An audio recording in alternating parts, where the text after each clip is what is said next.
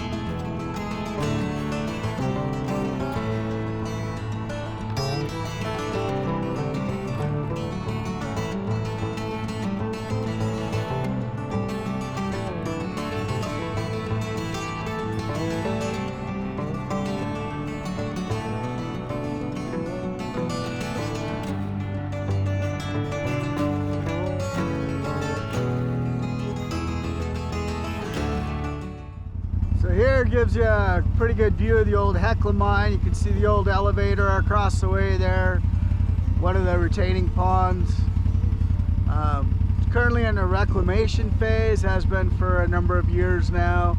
Not actually doing any active mining there right now.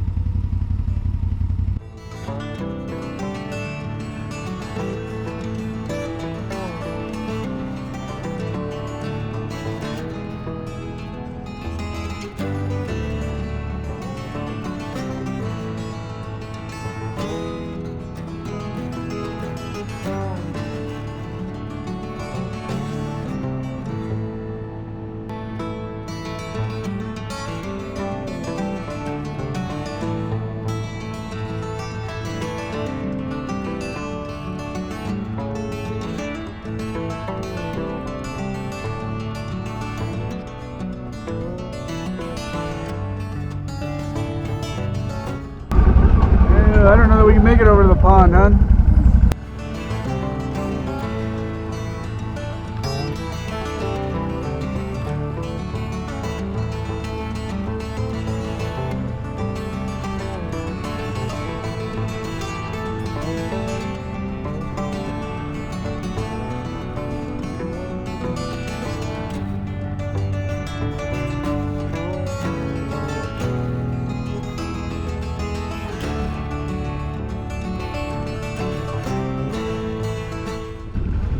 Not gonna be able to make it over to where the pond's at here. So we started down this 2-track on the ATV. We wanted to kind of go up, just up down this road a little further. There's like a couple of ponds down in there. Wanted to go in there and see what kind of wildlife. Occasionally you see elk up in that area. However, as you can see, there's still snow up here. I actually just looked at my Onyx backcountry, and according to that, right at this spot, we're at 8,920 feet as far as elevation. So this snowdrift right here, we just decided it was not worth trying to chance it. Take a second. and talk about our rig. This is our adventure rig. This is our 2-up. We put a little miles on this every summer. Nice little machine. This is a CF Moto C-Force 800 XC. It's 2-up. When we went shopping for a 2-up for the passenger, this turned out to be one of the most comfortable rides for the passenger. It's been a good little rig. We've had it for a few years now, and we've put it through the paces. But that's what we're adventuring around today on. You'll see, got my Husqvarna chainsaw. Bought a new one last year because my steel was just wasn't cutting it no more. But this time of the year, when we're up in this high country, there could be a lot of deadfall, and so we want to make sure we're prepared. So I've got a chainsaw, and then of course this rig also has a winch on it, so we can hopefully maneuver our way out of most stuff. All right, so started trying to take a couple steps across this snow drift. The snow on top is soft, but underneath is a sheet of ice. So we've made the decision to be safe and not try it. So we're gonna go back here, because actually where we're at, this is actually the old McFadden Mine site. That's all these rock and tailing and scarring. It's actually from the old mine. You can see the remnants of the old ore bin. And again, you can still see quite a bit of snow. That red that you see in the snow is actually from the ore, the raw ore rocks that are up there. That red pigment kind of flows down, turns the parts of the snow red. Here's an old Caterpillar. This one says a Sullivan. You can see the big 4-cylinder motor, and attached to a transfer transmission of some kind. Looks like hydraulic pump.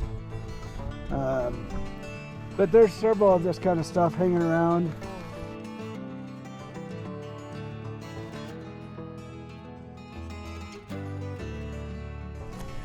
Here's remnants of an old building. Again, this is the old mining site of McFadden. This trail here, this is the old road that goes down to the town. He said by probably less than a mile, but it's kind of rugged. So again, this is the back side. We showed you this from the top side where you could see the rail going in and stuff still. But again, kind of cool, you know, an old mining operation. The McFadden Mine was discovered in 1878 by Thomas McGarvey. The mine is located in a cirque on the northeast side of Estes Mountain. The mine had about 2,000 feet of tunnels and a 500-foot shaft. A 10-stamp mill was located on 8 Mile Creek, about 3 miles below the mine. In 1888, Colonel James McFadden jumped the claim. In 1894, McFadden, along with 2 Denver men, formed the Yankee Fork Gold Mining Company. However, McFadden is actually the person who managed the mine. An additional 5-stamp mill was built in 1897 on Estes Mountain. The mine was leased to 2 Bonanza men in 1899, and then was sold in 1901 to the Boston-based Hartford Copper and Gold Mining Company. In the 2 decades that McFadden operated this mine, it only produced about $200,000 in gold. Inside this one here, remnants of an old bed. And there's Michelle looking in the other door. Remnants of an old sofa. This building here, you can kind of see how it's kind of built into the hillside. And again, they said we really don't go inside. It's not what we consider safe, but kind of give you a bird's eye view.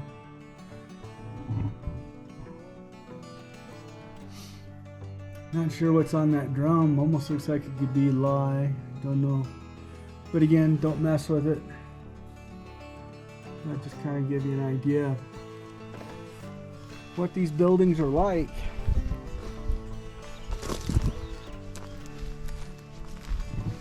Here's a peek into this one. Again, looks like some more beds. Another old sofa. Don't make them like that anymore, do they? Sure, everybody's heard of these. So these are kind of scattered up here around the hillside. But this is the infamous outhouse.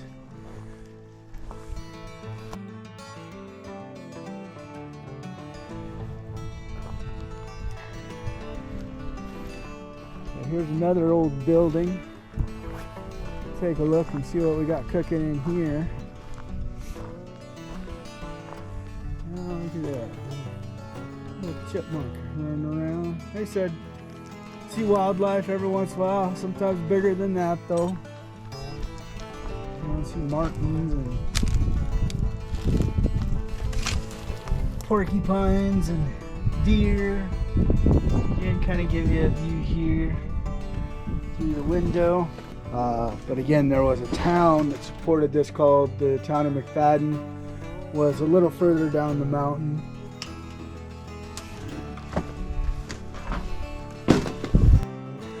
So we're still up here at the McFadden Mine. This cabin here I wanted to show you. We all up here call this the Honeymoon Cabin. It's been here for a long time. It's still in the Chafin family. Partially stone, partially wood. Used to not be locked, but they unfortunately, because you know people will be people, and so then they had to start locking it up. Here in a second though, I will try and show you the best I can. This used to be a waypoint for hikers and stuff and hunters back up in this area. Used to have in there canned food and with a note that said, you know, take one, leave one type of thing, you know, so that somebody was especially stranded up here in this high country, they had a safe haven to come. Neat little cabin. Again, I know here at one point in recent years the family was still coming up here. Kind of a cool little place, but wanted to let you see it. So just wanted to give you a glimpse up here at the Honeymoon Cabin. It's a favorite spot. Locals especially will come up here. There's a nice picnic table that's been constructed up here. We'll come up here and have lunch. In fact, when we first got up here, ran into some of the locals that know the family and stuff, and they were up here having lunch. We went on to other adventures and came back now. They've moved on, but I wanted you to see this. I hope you can see the view from here. This view, this is just breathtaking up here. We love coming up here and just sucking in the scenery.